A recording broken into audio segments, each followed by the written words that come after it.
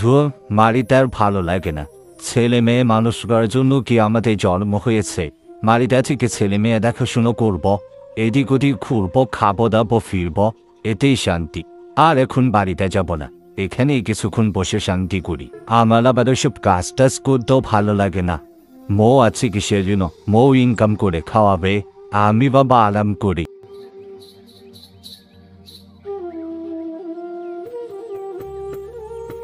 ভাগ্যটাই খারাপ।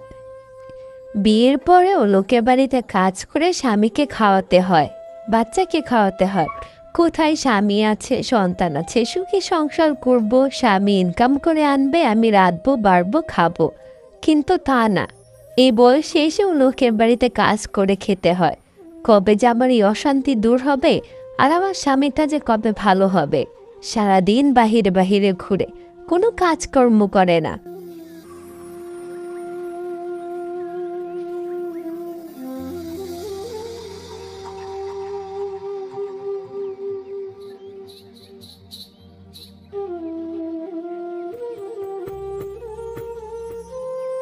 পাশের বাড়ির বিথি মেয়েটার জন্য খুবই খারাপ লাগে।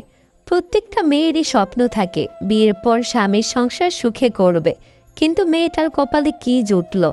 একটা অলস স্বামী পেয়েছে, সারাদিন ঘুরে বেড়ায়, টাকা খরচ করে, কোনো কাজ করে না, ইনকাম করে না। এখনও বিথিকে সংসার চালাতে হয়, মেয়েকে নিয়ে, স্বামীকে নিয়ে সংসার চালাতে হয় কাজ করে লোকের বাড়িতে।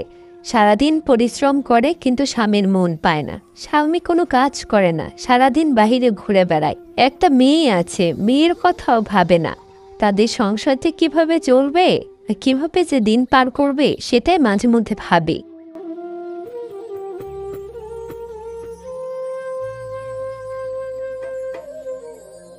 থাকুক, পরের কথা ভেবে আর কি হবে। এখন নিজেদের কথা ভাবতে হবে, যার যার কাজ করতে হবে। চলুন, বাড়িতে চলুন।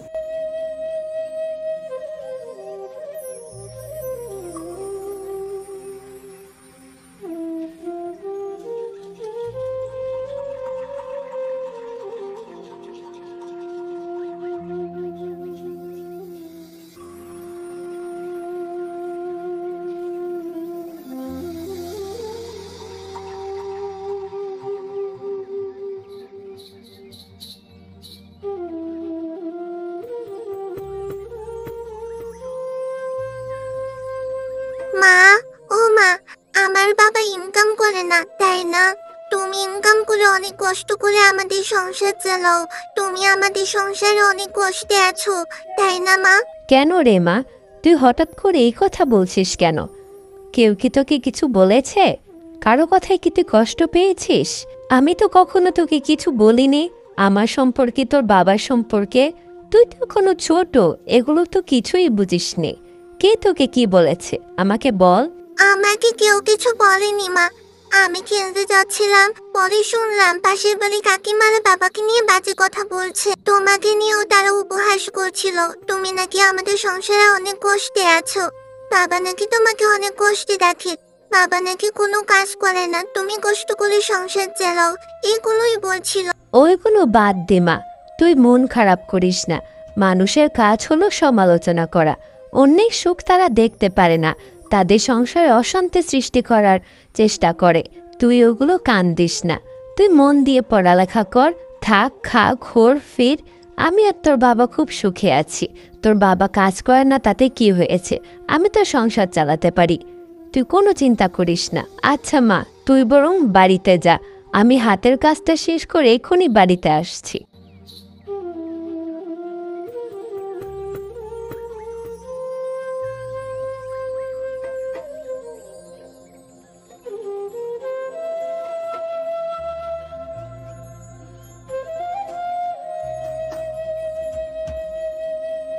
ও মা, কাকা, এই বানরটা এখানে কি করছে?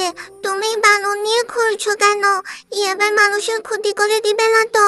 আরে না না রে, ও আর ওকে বানর বলিস না। ও না মিন্টু, আমি ওকে লালন পালন করি। বনে জঙ্গলে পেয়েছিলাম সেই ছোট্টকালে। এতদিন ওকে আমি বড় করছি, ও এখন আমার পোষ মানে। তুই ভয় পাস না, ও কিছুই করবে না। কিন্তু তবুও আমার ভয় লাগে কাকা। আচ্ছা কাকা, আমি বাড়িতে যাই, দেরি হলে আবার মা বকা দিবে।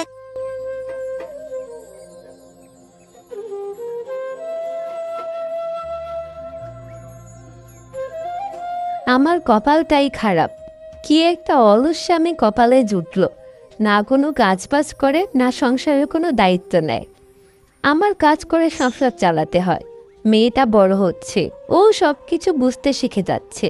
লোকের কথা শুনে তারও মন খারাপ হয়। আমি যে কি করি? আমার এর একটা বুদ্ধি বের করতেই হবে। আমার অলস স্বামীকে শাস্তি দিতেই হবে, যেন সে কাজকর্ম ফেলে বাড়িতে বসে না থাকতে পারে। এর কোনো একটা ব্যবস্থা আমাকে করতেই হবে। দেখি কি করা যায়।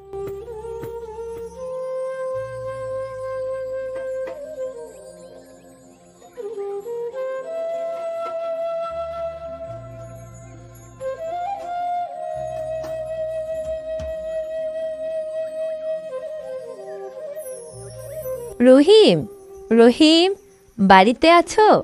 একটু বের হবে ভাই। আরে কি বুঝা আমাকে মনে হলো? এতদিন পর আসলে যে, কখনো তো বাড়িতে আসো না। আরে ভাই, খুব বিপদে পড়ে তোমার কাছে এসেছি। তোমার সাথে আমার খুব জরুরি একটা দরকার ছিল। তুমি আমাকে একটু সাহায্য করতে পারবে ভাই? তুমি না একটা বানর পালো, ও কি তোমার পোষ মানে? তুমি যা বলবে ও কি তাই শুনবে? ওকে আমার খুব দরকার, তুমি কি ওকে আমাকে দিতে পারবে? হ্যাঁ, কেন দিতে পারবো না? আমি যদি তার সাথে যাই, সে যে কোনো জায়গায় যেতে রাজি থাকবে। তুমি চাইলে নিতে পারো যে কোনো সময়। আচ্ছা ঠিক আছে, তুমি আমার অনেক উপকার করলে ভাই, কিন্তু শুধু আমার সাথে গেলেই চলবে না। ওকে অনেকগুলো কাজ করতে হবে। আমি যা যা বলবো তুমি তাকে তা বলে দিও, তাহলে সে করবে তো? আরে হ্যাঁ, সে তোমার পোষ মানে। আমি তাকে যা বলবো, যেখানে যেতে বলবো তাই করবে। তুমি কোনো চিন্তা করো না, কখন যেতে হবে তুমি শুধু বলো।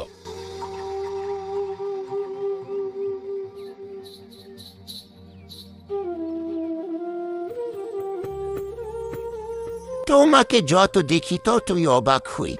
তোমার তো কোনো লাজ লজ্জাই নেই। বউয়ের ইনকামের টাকায় চলো, বউকে দিয়ে বাহিরে কাজ করাও আর সংসার চালাও, নিচে কোনো ইনকাম করো না। নিজে তো করোই না কিছু, বুঝলাম। বাড়িতে যে বাচ্চাটা আছে তাকেও দেখাশোনা করো না। সারাদিন দোকানে দোকানে ঘুরে বেড়াও, রাস্তায় রাস্তায় ঘুরে বেড়াও। এসব করে কি আনন্দ পাও তুমি? কোনো কাজ করতে পারো না? তোমার তো আবার কোনো লজ্জাও নেই, কোনো কথা গায়ে লাগে না। হ্যাঁ, ঠিকই বলেছ। আমার সত্যিই কোনো লজ্জা নেই। তোমাদের কথা গায়ে মাখলে তো আমার আবার কাজ করে খেতে হবে, তাই আমি কারো কথা গায়ে মাখি না।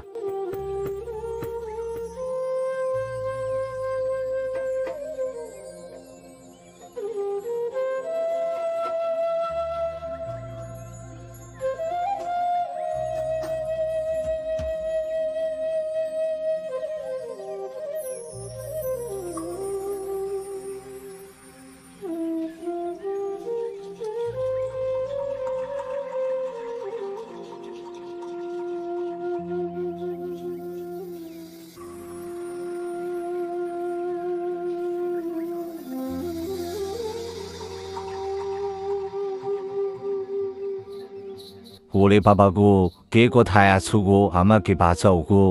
এ বানর আমাকে মেরে ফেললো গো, ধরে ফেললো, বাঁচাও! এ বানরের হাত থেকে আমাকে বাঁচাও গো! বিথি, মামুনি, তোমরা সবাই কোথায়? আমাকে রেখে কোথায় গেলে? ঘরে বানর কোথায় থেকে এলো? আমাকে বাঁচাও, ধরে ফেললো গো! বানরের হাত থেকে বাঁচাও!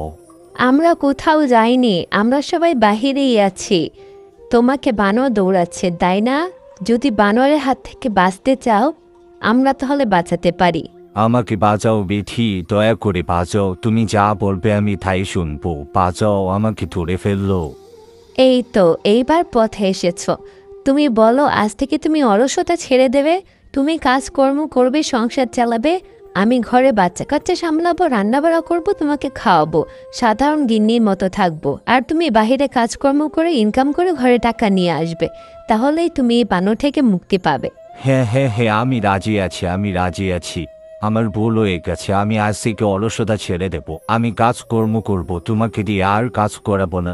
তুমি আমাকে বাঁচাও বাঁচাও, ওই বানরকে থামাও, আমাকে মেরিয়ে ফেললো। ওফ বাবা, খুব বাঁচলাম। বিথি, তুমি আমাকে ক্ষমা করে দাও। যেখানে আমার কাজ করার কথা ছিল সেখানে আমি তোমাকে দিয়ে কাজ করিয়েছি।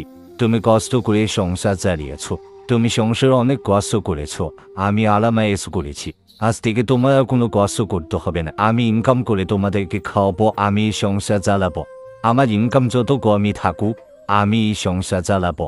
আর বানরের দৌড়ানি খেয়ে যা হাঁপানি উঠলো, যাও যাও রান্না করো, খেয়ে দিয়ে আগে পেট ভরে একটা ঘুম দিই।